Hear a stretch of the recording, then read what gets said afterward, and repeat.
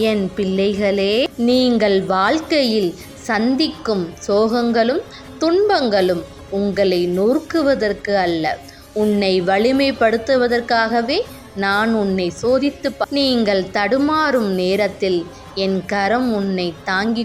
நீங்கள் செய்ய வேண்டியவை பொய்யையும் அநியாயத்தையும் விட்டு விலகி நின்று உண்மையாக வாழ வேண்டும். கோபம், பொறாமை, பேராசை இவை மூன்றும் உன் மனதில் எப்பொழுதும் இருக்கக்கூடாது.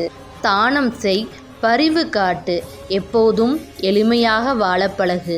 என்னை முழு மனதோடு நீ வேண்டுகிறாய், அது எப்போதும் வீணாகாது. ஓம் வராகியே நமக என்று ஒரு முறை சொன்னால் போதும், நான் எப்பொழுதும் உன் கூடையே இருப்பேன். நீங்கள் கேட்கிறீர்கள், அம்மா நான் எப்படி உன்னை வணங்க வேண்டும் என்று. என்னை வணங்குவதற்கும் என்னை வழிபடுவதற்கும் பிரார்த்தனையோ பிரசாதமோ அலங்காரமோ தேவையில்லை.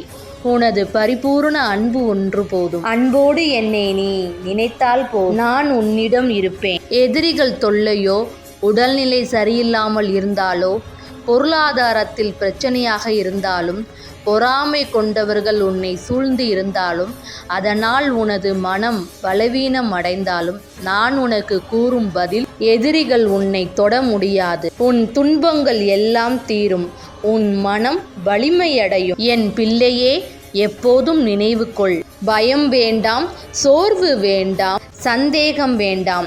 நீ என்னை நினைத்தால் மட்டும் போதும், உன் வாழ்க்கையில் என்றும் நன்மையே நடக்கும். நீ நம்பிக்கையோடு என்னை வழிபட்டால் உன் வாழ்வில் என்றும் வெற்றி நிச்சயம். என் அருள் எப்போதும் உன்னுடன் இருக்கும்.